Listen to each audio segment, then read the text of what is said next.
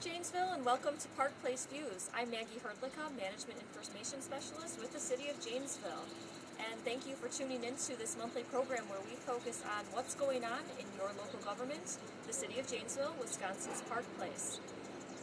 The last episode of Park Place Views, I interviewed Parks Director Cullen Slapak and Recreation Director Shelley Slapak, and we learned about all that's going on in Janesville's parks and recreation system.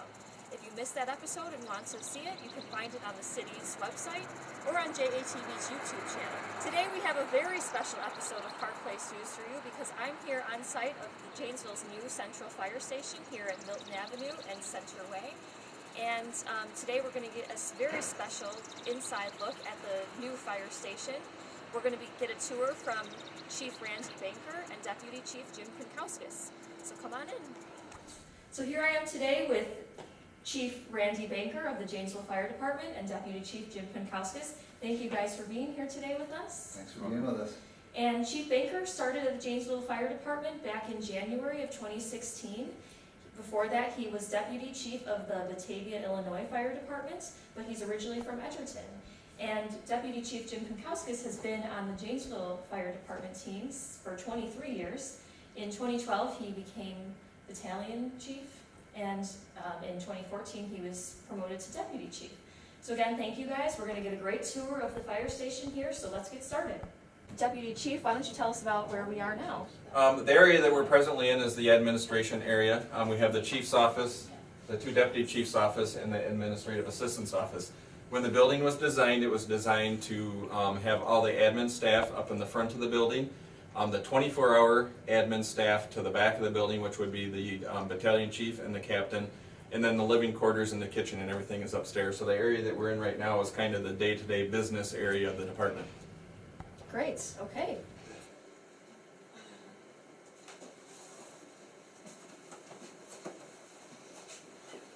So the area that we're in right now is our fire prevention area. This is where the fire marshal's office is and the fire inspection department. In the old fire station, the fire prevention bureau and the fire marshal's office were all in one room about the size of the fire marshal's office. So this kind of breaks this area up. It allows us to have a workspace in here for 3 fire inspectors. At this time, I'd like to introduce Fire Inspector Jeff Bowen. He's our current full-time fire inspector and investigator for the Janesville Fire Department.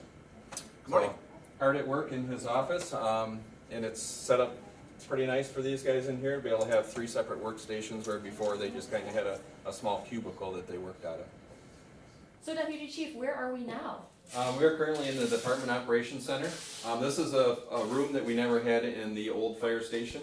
In the old fire station, we use the Battalion Chief's office as our Department Operations Center. So when we were in there working, we'd be sitting at his desk, or on his bed, because at the time the Battalion Chief's office was also his dorm room. So what this room here gives us the opportunity to break out away from that. If we have a big incident in town and we're calling in extra units from other departments, or we're calling back personnel to take care of a big incident, this is where we'll run the call from. We have all the capabilities of radio communications with the crews. We have all the computer systems. The computers up here, they will actually display all the information that dispatch sees and receives. And the other thing, we have the capability here that if for some reason dispatch would go down, we're able to page out or call all our stations and page them out to a call if dispatch is unable to do that. So this is kind of a multi-purpose for us. We can do dispatching here, we can call back our personnel, and then we can also communicate with the units that are out at the different calls or the bigger calls. Great, it sounds like that's a major improvement for the department then. This Correct, room. it is. Great. Yep. So one thing I noticed in some of these rooms is that you have outlets on the wall or light switches that have red on them as opposed to just the normal color. What does that mean? Correct.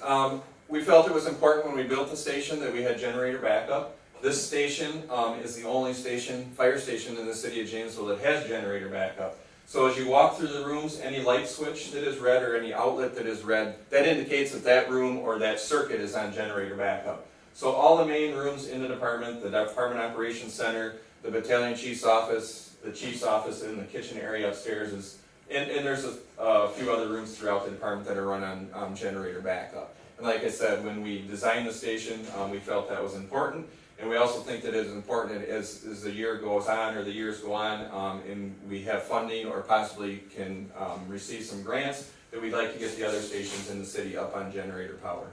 Great, well that's a great plan, and sounds like another major improvement. Correct. Thanks. All right, let's move on. Thank you. Okay, Deputy Chief, where are we now? Right now we're in the Battalion Chief's office.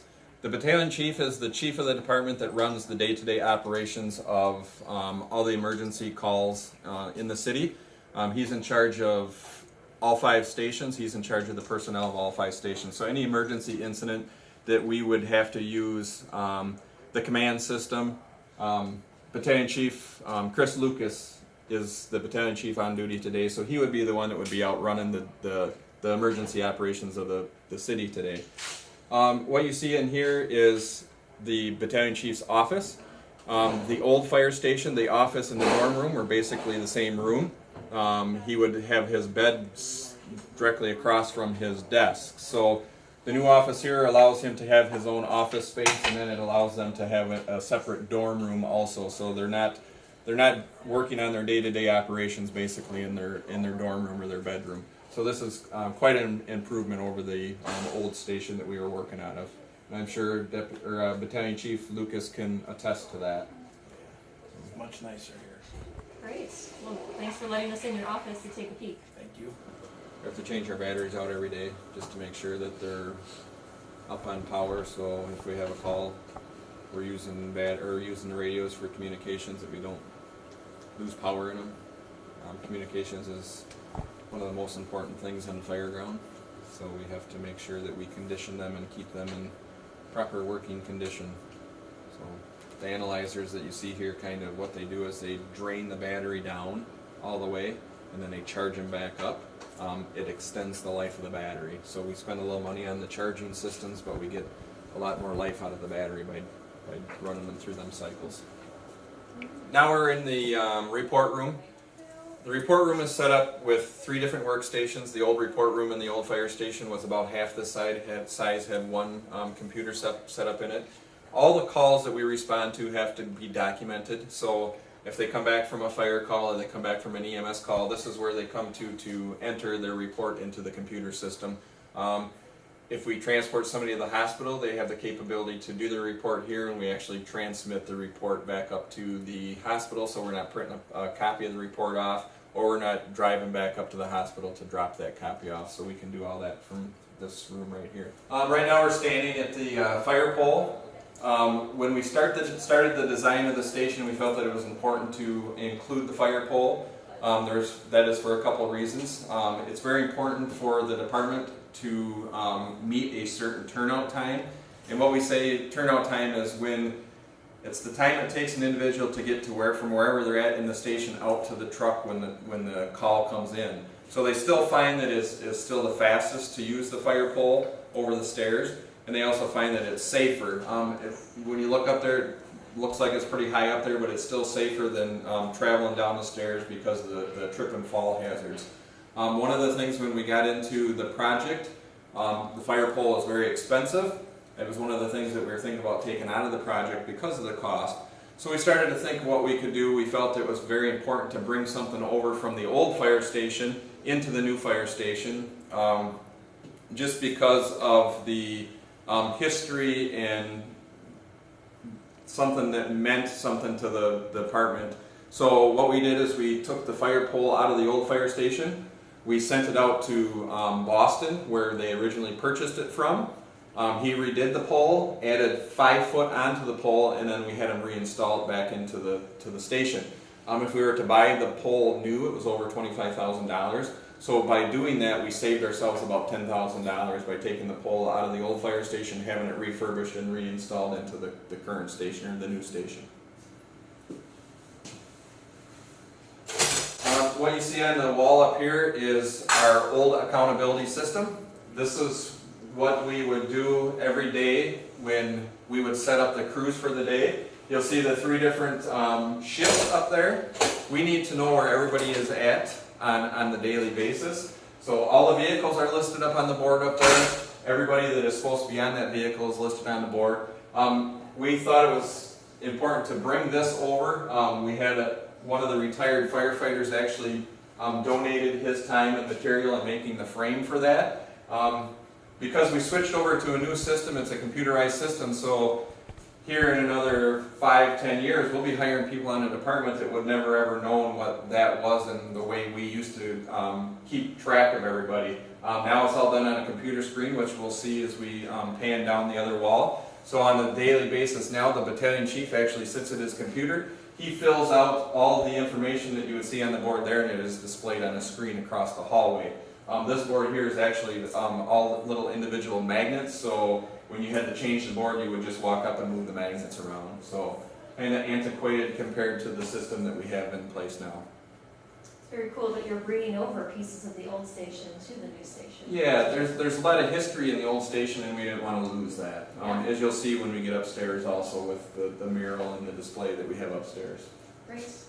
So as I was explaining the new accountability system, that's the monitor you see on the wall here. All this information is coming from the battalion chief's office. This lists all the vehicles out, and it lists all the individuals that are working today and what vehicle they're supposed to be on.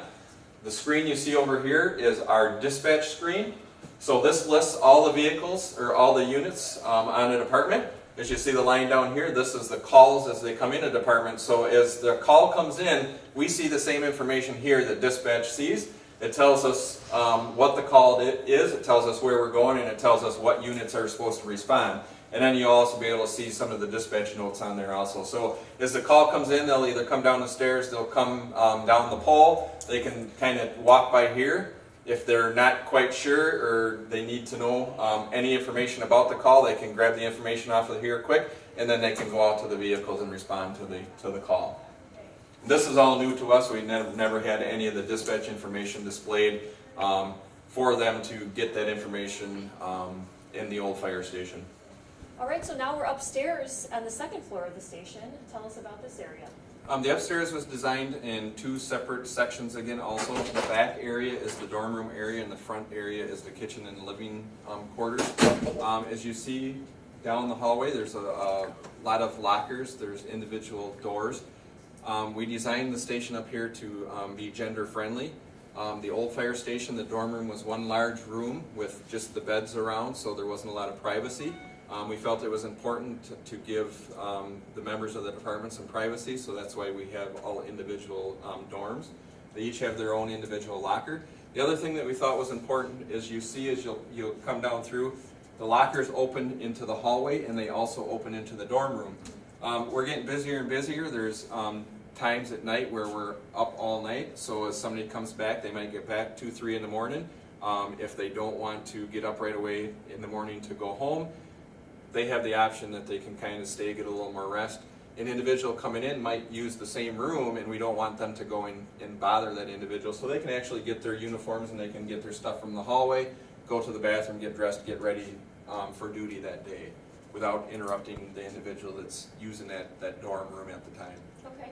So now, within their own dorm room, does the department provide all of their linens and things like that? The department does provide linen, but a lot of the individuals opt out of that, so that's been a reduced cost to the department. A lot of them provide their own sheets, they provide their own comforters, pillows, and stuff like that, and they launder that themselves. The other thing you'll see as you walk down through, you'll see that most dorm rooms have a television, and that goes for the station throughout. All the TVs in the station, we do not purchase them, the city does not purchase them. If they have a TV in their dorm room, that is purchased by the individual that's using that dorm room. And the TV that you see in the kitchen, in the day room, and downstairs, those are all purchased through the union. So the city does not provide the televisions that you see throughout the station. Okay, great. The other thing that you'll see down the hallway here is our restrooms. They're all gender-friendly bathrooms. We felt the same as what we did with the dorm rooms. Before, the bathrooms over at the old station was just one large locker room style bathroom. You had one area with all the showers, and you had one area with all the fixtures. So we broke this down to be gender-friendly bathrooms. So the dorm room area actually has 3 separate bathroom facilities, and then the living quarters out front has one bathroom facility. So obviously now we're in the kitchen. Can you tell us about this kitchen? This is quite an upgrade from the old station. Our old station, our kitchen basically served as the kitchen, the day room, and kind of a big meeting room. So if we had any kind of meeting or anything going on, it was very hard to do any kind of the cooking. The crews eat basically 3 meals here at the station. They'll have a breakfast, a lunch, and a dinner. We feel that it's important for the crews to eat together, you know, that bonding, the brotherhood, sisterhood. There are departments throughout the country that don't do that. You basically bring your lunch in, or you swing by and stop somewhere at a fast food restaurant or something and pick up your lunch. The crews kind of share responsibility of cooking. There are some individuals that enjoy cooking. There are individuals that don't like to do it so much. So you'll go to different stations and you'll find the individuals that enjoy to be the ones that prepare the meals for the day. So, but it just brings everybody together. It makes them bond. When they're here on a 24-hour basis, this becomes their second family. So it's very important that they are able to get along and they can communicate with each other. This just gives them the opportunity to sit down and communicate and bond and become a better team, I guess. Sure. So one thing I noticed in here is that you have 3 refrigerators.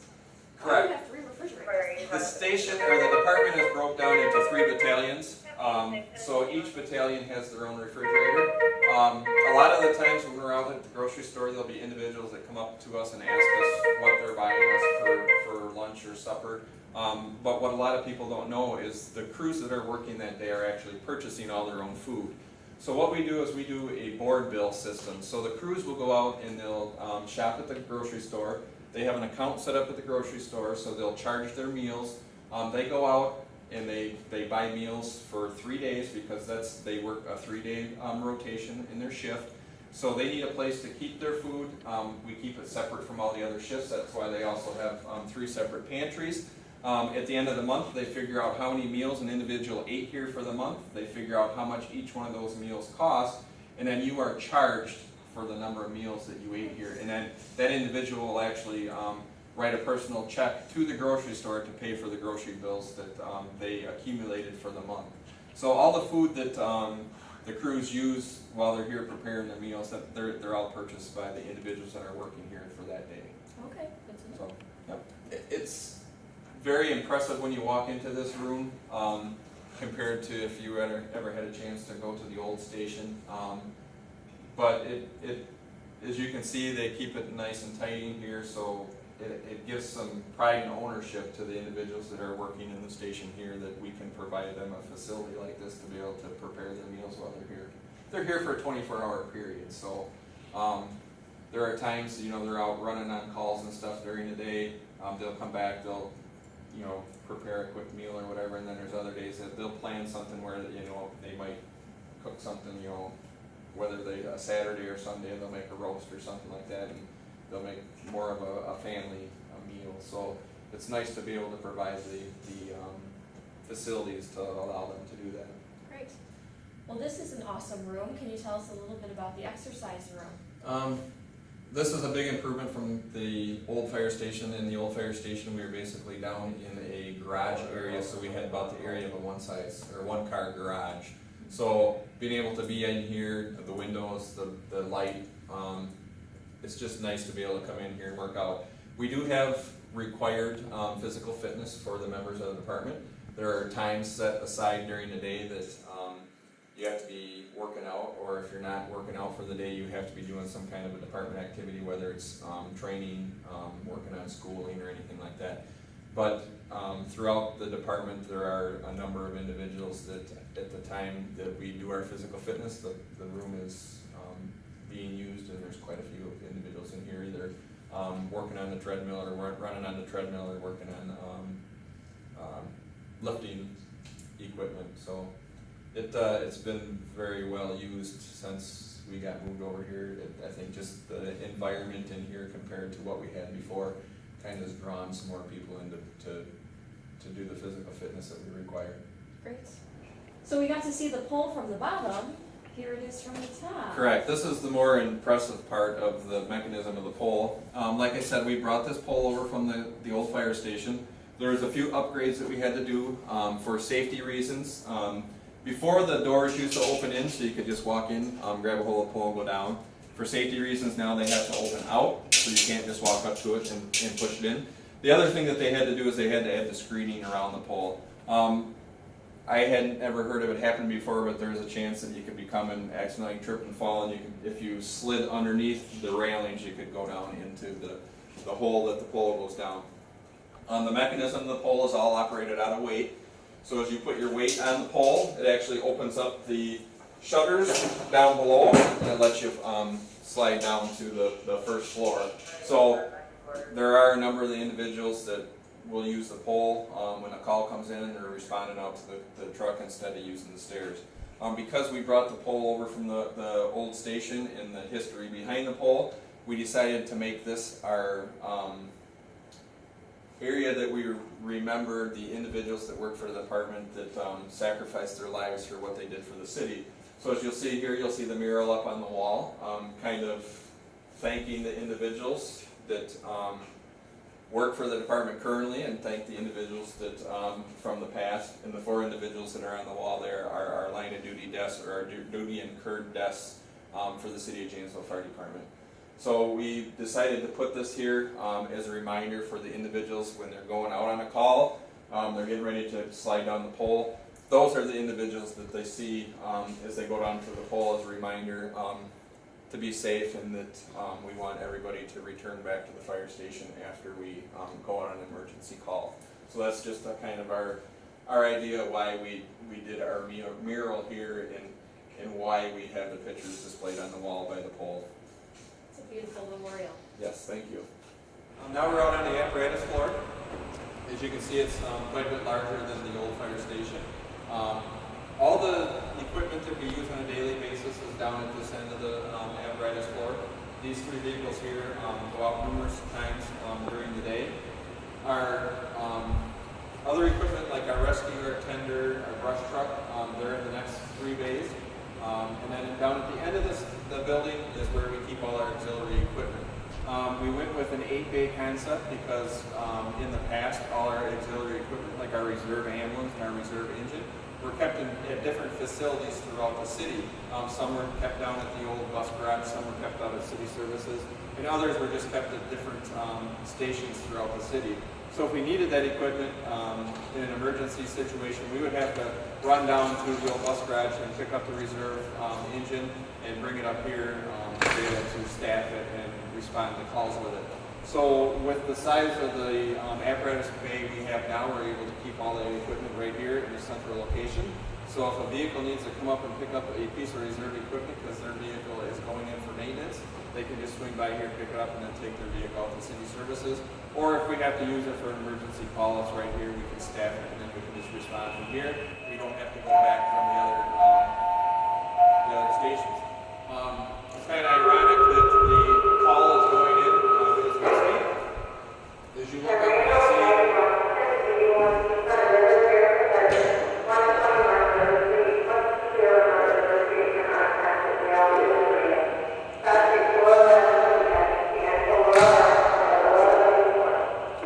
so what you hear there is the tone going off telling the crews that they have a call.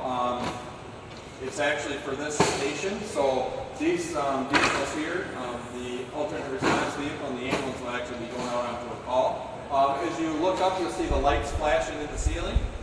Throughout the apparatus bay, if you're out here working on something, they're running some vehicles that can get noisy out here, you can tell. So if they could hear the phone go off, they'll actually be able to see the light, and they know that there's a call that's coming in. So that was just one of the other features that was added to this building that we didn't have in the other building. And the other thing that you'll see is when you're out in the other areas of the station, there's actually red lights that come on in the hallways or the doorways or the other rooms that tell you that there's a call or in the middle of the night, it kind of gives you a little bit of time to wake up, and it lights up the room so you can see the down on the red.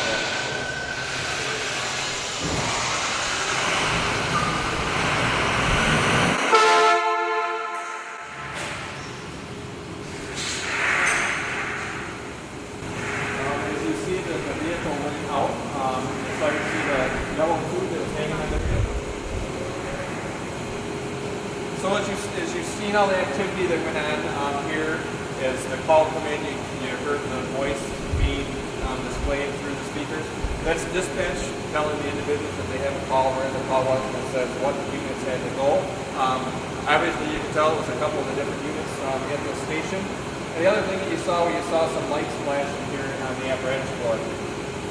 As you could tell, it was quite noisy in here when all that activity was going on. Sometimes you can't hear things that's coming across the intercom when you're out here working on different things. So that's why you saw the lights flashing at the ceiling. That tells the individuals that there's a call. They may not have heard it over the speaker system, so that gives them just a little bit of information if they got to go check the radio or they got to go check the screen to see if there's a call.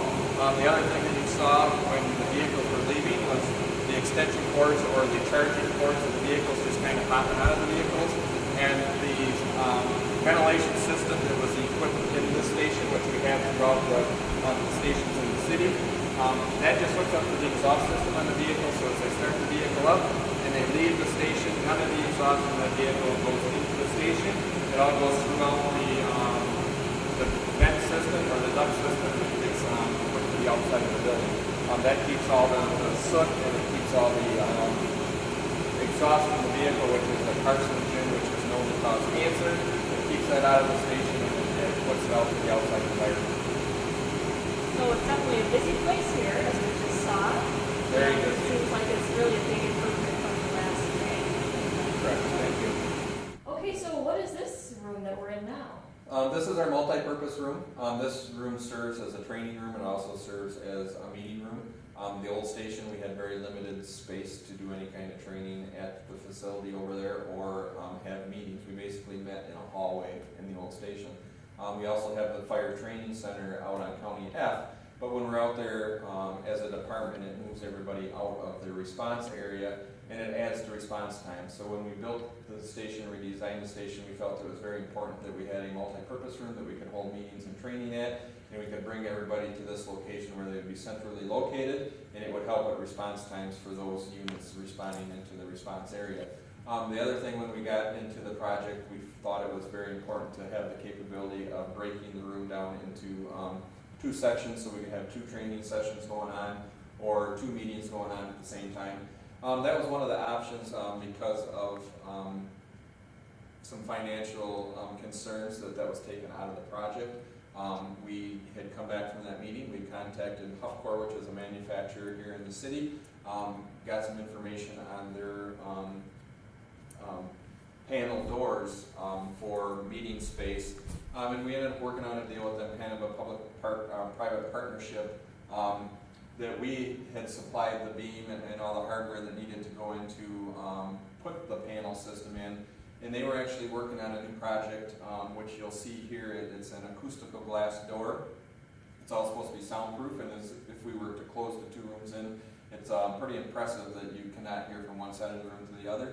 So they came in, they designed the door. It was a project that they were working on. They designed the door for this facility, and what we did is we became a research and development site for Huffcore. So they installed the door at no cost to us, and what they do is we just have to allow them to bring customers in. They didn't have any place here in the city that they could actually bring their customers down and show them their product. So we just have to allow them to come in and just show their door to prospective customers. And since the department has been open, we've had a couple different groups come down that they brought down and kind of showed their product to them. So it was very beneficial to us to be able to have the space that it creates for us, and it was beneficial to them to have their product right here in a facility in their city that they can bring their prospective customers down to. The room is set up that we can actually have training going on both sides. We have a training wall on both ends of the room, so we can hold two different training sessions or we can hold two different meetings at the same time.